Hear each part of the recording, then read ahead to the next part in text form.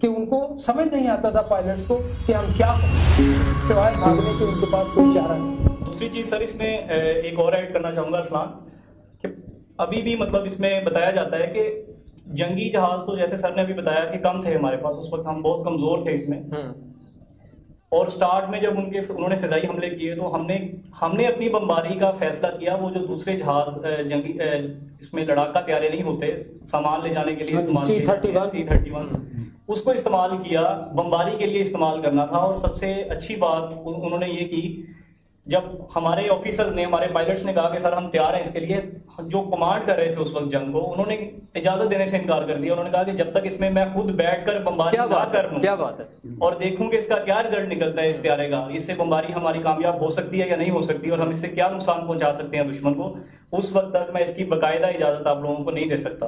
یہی وجہ ہے کہ ہمارے ہاں آفیسرز کا لیڈ کرنے کا ریٹ جو ہے سب سے اوپر ہے، باقی ساری دنیا ہے اس سے ہم جو ہے بہتر لیڈ کرتے ہیں ہمارے آفیسر، اور کی شہادت کا ریٹ بھی سب سے زیادہ۔ کیا بات ہے! یہ اس میں ایک زبردست مثال میجر عزیز بھٹی صاحب کی ہے جن کا ہم ذکر کر چکے ہیں، کیا بلبلہ تھا، کیا جوش تھا سر، جس طرح آپ نے ذکر کیا کہ انہوں نے جا کے جہاز اپنا کریش کر دیا اس جگہ پر۔ سر ٹینکوں کے بارے میں سنتے ہیں کہ جا کے نوجوانوں نے جو فوجی تھے انہوں نے جا کے ٹینک کو نیچے لیٹ کے اپنے آپ کو ساتھ اڑا لیتے تھے، ان کا ساتھ ایک ٹینک تباہ کر دیتے تھے، اس بات میں کتنی صداقت ہے؟ یہ تو جنگی چالیں اور جنگی مارکے اپنی جگہ پر، لیکن یہ حقیقت ہے کہ یہ مارکا جس کا آپ نے ذکر کیا یہ سیالکوٹ کے محاذ پر ہوا، سیالکوٹ کے محاذ پر۔ تو انہوں نے یہ کہہ لیں کہ جنگ عظیم کے بعد سب سے بڑی ٹینکوں کی جنگ سیالکوٹ کے محاذ پر لڑی گئی، اور وہاں پر انہوں نے تقریباً 600 ٹینکوں کا حملہ کیا۔ اب اتنی بڑی تعداد کے اندر ٹینکوں کا حملہ پاکستان کے بعد، کیونکہ اتنا نہ ٹینک تھے اور نہ توپے اور نہ پھر افرادی قوت، مین پاور بھی اتنی نہیں تھی کہ ان کو روک سکے، تو اس کے اندر پاکستان کے جو جوان تھے، فوجی جوان تھے، انہوں نے اپنی جانوں سے بھی پرواہ نہیں کی اور ان کے ٹینکوں کے سامنے چلے گئے اور ان کو جو ٹینک شکن گنیں ہوتی ہیں ان کو لے کر ان پر ٹوٹ پڑے۔ ایک ہی ہوا، اور دوسرا جیسے کہ عزیر صاحب نے کہا انہوں نے کہ غیبی مدد ہماری، ان کے بارش ہو گئی، ان کے ٹینک جو ہیں وہ دلدل میں پھنس گئے، اب وہ آگے نہیں بڑھ سکتے تھے، جو آگے بڑھے ان کو ہم نے تباہ کر دیا۔ تو اس صورت کے اندر وہ محاذ جو تھا وہ دنیا کا سب سے بڑا ٹینکوں کا قبرستان بن گیا۔ کیا بات ہے، زبردست سر۔ اگرچہ دشمن کی انفرادی قوت ہم سے زیادہ تھی، ان کے پاس جو ویپنز تھے وہ ہم سے جدید تھے، تعداد میں زیادہ تھے، لیکن ہمارے پاس جو قوت ایمانی تھی وہ ویپن تھا۔ میرا خیال ہے جو یہ ہمیں فتح حاصل ہوئی ہے صرف اس کے سر پہ ہوئی ہے۔ بہت اچھا آپ نے جملہ استعمال کیا کہ ہمارے پاس وہی ایک ویپن تھا اور ہمیں بھروسہ بھی اسی ویپن پر تھا۔ بالکل، یعنی پوری افواج پاکستان جس جذبہ شہادت سے لبریز تھی، اس کے اندر اگر اس کے پاس کوئی ہتھیار تھا تو وہ شوق شہادت اور جذبہ جہاد تھا، بالکل، جس کی بنا پر اس نے یہ عظیم جنگ جیتی۔ اس کے اندر پھر جب ایسا جذبہ جہاد ہو اور پوری قوم کا یہ جذبہ ہو کہ ہم نے شہادت کے رتبے پر فائز ہونا ہے اور اس وطن کے چپے چپے کا دفاع کرنا ہے، تو پھر اللہ رب العزت بھی ایسی قوم کی مدد کرتا ہے۔ سر یہ شہادت کا جذبہ جو تھا یہ صرف افواج کی حد تک تھا یا عوام بھی مطلب آگے بڑھ چڑھ کر اس میں حصہ لے رہی تھی؟ عوام تو اس کے اندر کہہ لیں کہ روح رواں ہی عوام تھی۔ کیا بات ہے! افواج پاکستان کی روح رواں عوام کا وہ جذبہ شہادت تھا جس نے افواج پاکستان کو یہ سوچنے پر مجبور کر دیا کہ اگر ہم پیچھے دیکھیں تو ہماری مائیں بہنیں ہم سے پہلے محاذ پر جانے کے لیے تیار ہیں۔ کیا بات ہے! تو ہم کیوں پیچھے ہیں؟ یعنی ان کے شہادت کا یہ انداز تھا، اور یہ جب فوج نے ہماری یہ دیکھا کہ نہ صرف جوان ہمارے آگے فرسٹ بارڈر کے اوپر آ کر لڑنے کے لیے تیار ہیں بلکہ نوجوان وہ آگے آنا چاہتے ہیں، تو ان کی جو بالخصوص جو افواج پاکستان کے جوان جب ان کو گولی لگتی تھی یا وہ کسی بم بلاسٹ کا نشانہ بنتے تھے، ہماری مائیں بہنیں جو پیچھے ان کو ریسیو کرتے تھے، اور ان کے جب کہ ڈیڈ باڈی یا ان کی انجرڈ باڈی جب وہاں سے جہاں سے گزر رہی ہوتی تھی وہاں سلوٹ کیے جا رہے ہوتے. کیا بات ہے, قوم ان کو سلام کر رہی ہے. کیا بات ہے. پھر جن ہاسپٹلز میں جاتے تھے ان ہاسپٹلز کے اندر خواتین تک ان کو جا کر ریسیو کرتی تھی اور بلڈ دیتی تھی. نوجوان تو دیتے ہی تھے, خواتین بھی ان کو ریسیو کرتی تھی. تو یہ اس فوج کے اندر ایک جذبہ پیدا ہوا کہ ہم, بلکہ وہ آپس میں ڈسکس کرتے تھے کہ دیکھیں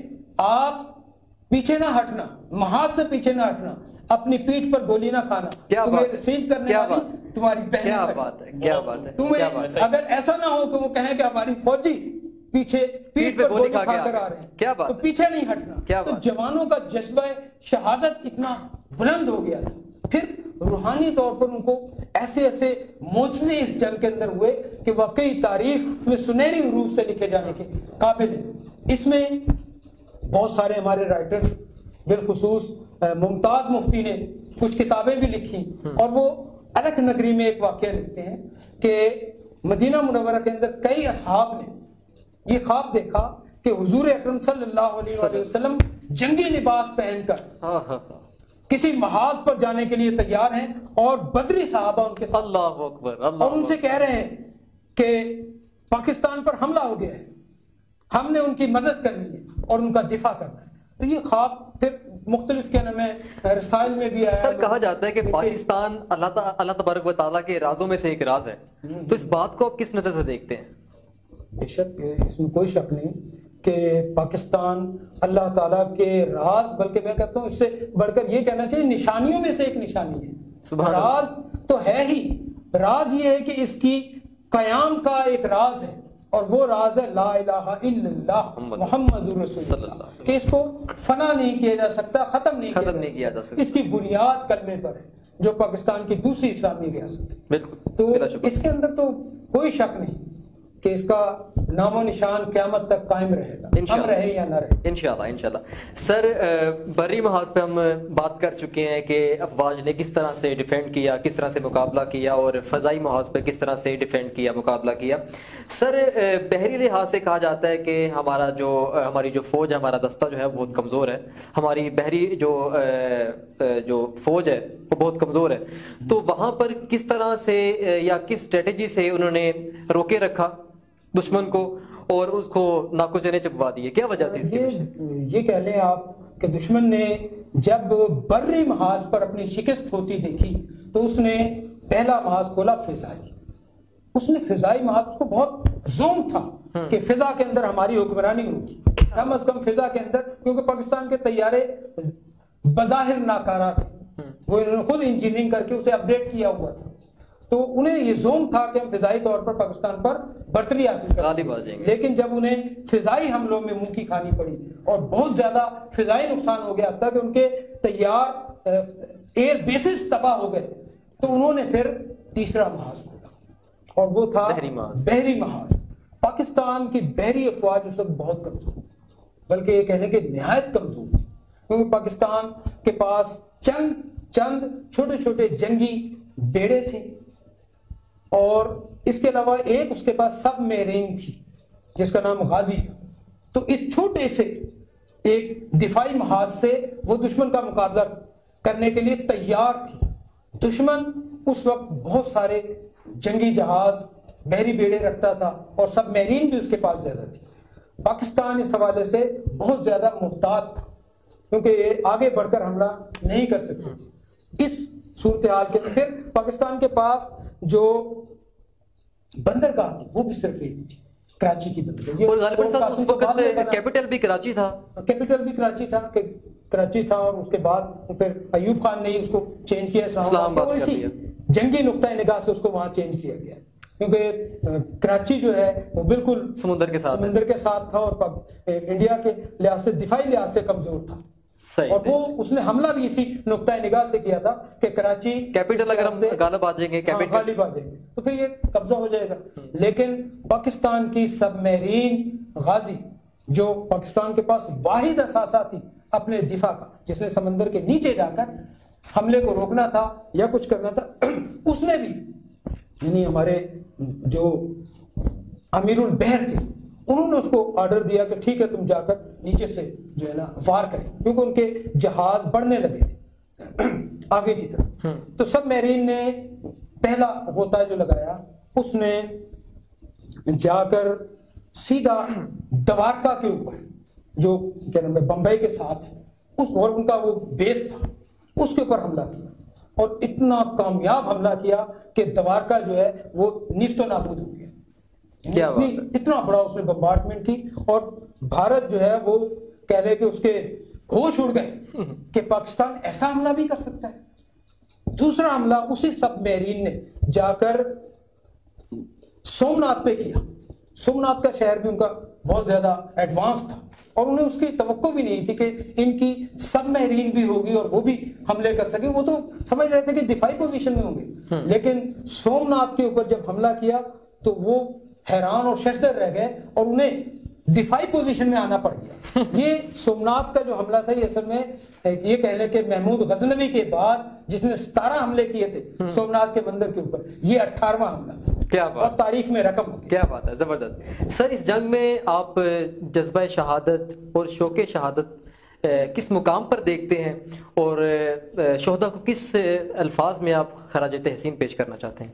میں سمجھتا ہوں کہ اگر کسی بھی قوم کی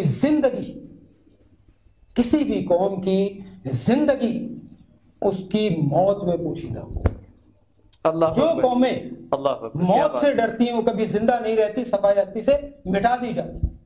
بے شک. اور الحمدللہ پاکستانی قوم کے اندر جذبہ شہادت اس قوم کے پیغمبر اسلام نے اتنا بھر دیا ہے کہ ہم کہتے ہیں کہ یہ چھٹا رکن ہے اسلام کا. سبحان اللہ. 5 رکن جو اعلانیہ ہیں, ایک خفیہ رکن, چھٹا رکن جذبہ جہاد ہے. جہاد کا پورشن ہے جس کے بارے میں حضور اکرم صلی اللہ علیہ وآلہ وسلم نے فرمایا کہ اپنے گھوڑے تیار رکھیں, اور ہمیشہ آقا علیہ السلام نے خود بھی اوفینسو پوزیشن پر رہے, حملے کرنے کی سطح پر آ کر رہے, وہاں جیے ہیں آپ نے ہمیشہ ایسے. تو جذبہ شہادت اتنا بلند رہا ہے ہمیشہ سے اس قوم کے اندر کہ اس کو توڑا نہیں جا سکا.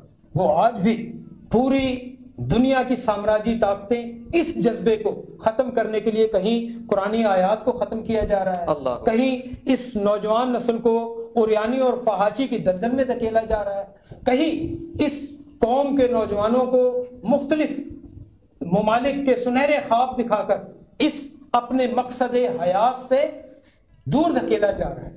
لیکن یہ جذبہ جہاد مٹنے کا نام نہیں. سر اب جذبہ جہاد کی بات کر رہے ہیں, سر حب الوطنی جو ہے اسلام میں, حب الوطنی کی کیا اہمیت ہے؟ حب الوطنی یہ تو ایمان کا حصہ ہے, ہمارے ایمان کا حصہ ہے کہ آقا علیہ السلام جب ہجرت کر کے مدینہ منورہ آنے لگے تو آپ نے نم آلود چشم سے خانہ کعبہ کو دیکھا اور فرمایا کہ اے کعبہ, مکہ میں تجھ میں رہنا چاہتا ہوں, مجھے تجھ سے پیار ہے, لیکن تیرے باشندے مجھے یہاں رہنے نہیں دیتے. تو وطن سے محبت, وطن کا پیار یہ ایمان کا حصہ ہے, لیکن صرف وطن سے محبت ہونا اور پیچھے اس کے نظریہ نہ ہونا یہ ایمان نہیں. یعنی ایمان اس مطلب پر حب الوطنی نظریے کی بنیاد پہ کھڑی ہوتی ہے, بنیاد پر قائم ہوتی ہے, تب تو نظریہ وہ حب الوطنی جائز ہے. اور اگر صرف وطن ہو پیچھے اسلام نہ ہو تو پھر وطنیت جو ہے وہ کفر بن جاتی ہے. اس لیے اقبال جو ہے وہ وطنیت کو ایک زہر قاتل بھی قرار دیتا ہے, بلکہ وہ کہتا ہے کہ مسلم ہم سارا جہاں ہمارا. وہ تو سارے جہاں کو اپنا وطن قرار دیتا سمجھتا ہے. خاص ہے ترکیب میں قوم رسول ہاشم, وہ ایک کیا نام ہے اپنی ملت پر قیاس اقوام مغرب سے نہ کر, خاص ہے ترکیب میں قوم رسول ہاشم. تو یہ ایک وطنیت کا ایک ایسا تصور ہے جس کی بیس پیچھے لا الہ الا اللہ محمد رسول. اور آپ نے وہ جو بات کی جذبہ شہادت کے اوپر, اس میں میں اقبال کا کیونکہ ابھی ذکر آ گیا میں کوٹ کرنا چاہوں گا کہ اقبال نے شہادت کے موضوع پر یا اس قوم کا جذبہ شہادت جو ہے وہ اس انداز میں بتایا جو آپ نے سوال کیا اس کے حوالے سے کہ یہ غازی یہ تیرے پراسرار بندے جنہیں تو نے بخشا ہے ذوق خدائی, دنیم ان کی ٹھوکر سے صحرا و دریا, اللہ اللہ سمٹ کر پہاڑ ان کی ہیبت سے رائی. शहादत है मतलूब व मकसूद मोमिन, न माले गनीमत न किश्वर कुशल। अल्लाह, ये हमारा क्या बात है, क्या बात है सर। जहाँ जिक्र हो शहादत का, जहाँ जिक्र हो हुब्बुल वतनी का, वहाँ जहाँ जिक्र हो इश्क का, वहाँ पर इमाम हुसैन जी अलैहिस्सलाम, उनको कभी भी हम फरामोश नहीं कर सकते। जो मैं समझता हूँ जो जज्बे को तकवीत मिलती है, जज्बे शहादत को, वो उनकी बदौलत है, और जो इसको एक मुकाम मिला है वो उनकी बदौलत है। क्या कहना चाहेंगे इस पे? बेशक इसमें कोई शक नहीं कि मुस्लिम उम्मा में जो जज्बा जिहाद और जज्बा शहादत है, उसके सालार आजम हुसैन अलैहिस्सलाम, सुभान अल्लाह, वो काफिले के सालार हैं। अगर वो कुर्बानी ना देते सन 60 हिजरी के अंदर, तो आज शायद मुसलमानों के अंदर वो जज्बा शहादत मौजूद ना होता, जिसकी बिना पर आज पाकिस्तानी फौज दुनिया की नंबर 1 फौज के तौर पर डिक्लेयर हो चुकी है। इतना जज्बा शहादत और इतना जज्बा हुर्रियत इस कौम में कहां से आया? और ये जिंदा मिसाल भी है हमारे लिए। जी सर, ये जंग दुश्मन ने शुरू तो कर ली थी, लेकिन इसको वाइंड अप करना बहुत मुश्किल हो गया था उनके लिए। तो मैं जानना चाहूंगा कि किस तरह से इस जंग का इख्तिताम हुआ था।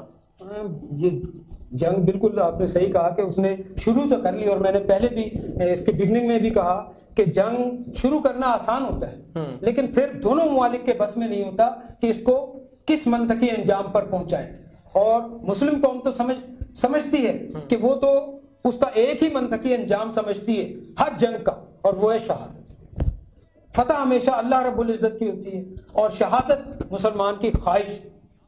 तो मुसलमानों के लिए तो एक ही उसका एंड होता है, लेकिन जब कुफ्र पंजा आजमा होता है तो वो कहीं ना कहीं सॉफ्ट एज चाहता है उसकी। बिल्कुल, क्या बात है। चुनाचे यही नतीजा इसका भी निकला फितरी तौर पर।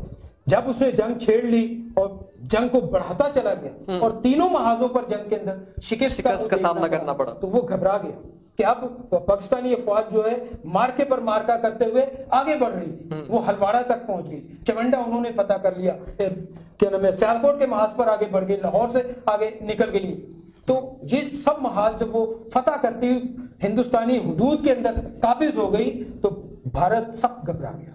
उसने अक़वाम मुत्तहिदा में दरखास्त थी कि इस जंग को रुकवाया जाए। अच्छा, रुकवाया जाए इस जंग को। और हम क्या नाम है ज्यादा हालांकि सर शुरू करने वाले वही थे, कुछ शुरू करने वाले थे, लेकिन उसने दरखास्त दी तो फिर अक़वाम मुत्तहिदा ने सदर अयूब से भी रिक्वेस्ट की कि इस जंग को रोका जाए और मसालहती मेज के ऊपर बैठा जाए। अच्छा, चुनांचे 17 दिन तक ये जंग जारी रही। इसका दुरानिया 17 दिन था। हाँ, 17 दिन था। 17 दिन के बाद ये अक़वाम मुत्तहिदा की मुदाखलत से जंग जो इख्तिताम पजीर हुई, और फिर उसके बाद टॉकिंग टेबल के ऊपर आकर मुआहदे हुए। उसके बाद ये जंग खत्म हुई, लेकिन ये जंग क़यामत तक के लिए मुसलमानों की फतह का झंडा लहरा गया। माशाल्लाह, बेलाशिबा, बेशक ऐसा ही है।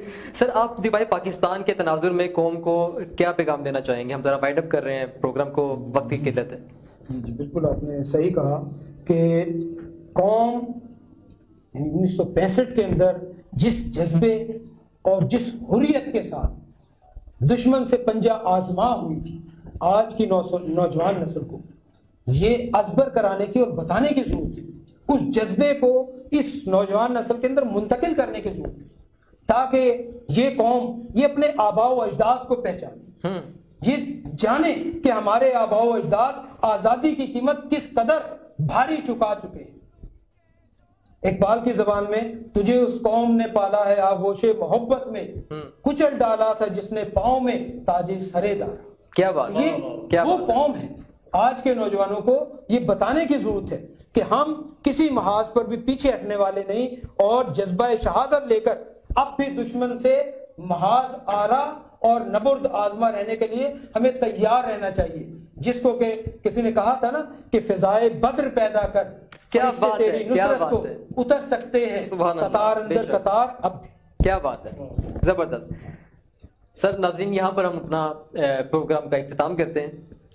मंसूर अहमद कादरी साहब, जिन्होंने बहुत ही उम्दा गुफ्तगू फरमाई और बिलाशुबा यकीनन हमारे ईमान को तक़वियत बख्शी। हम यहाँ प्रोग्राम का इख्तिताम करते हैं। हमारे साथ मौजूद हैं रहील आसिफ साहब, बहुत ही खूबसूरत आवाज़ के मालिक हैं। रहील आसिफ साहब।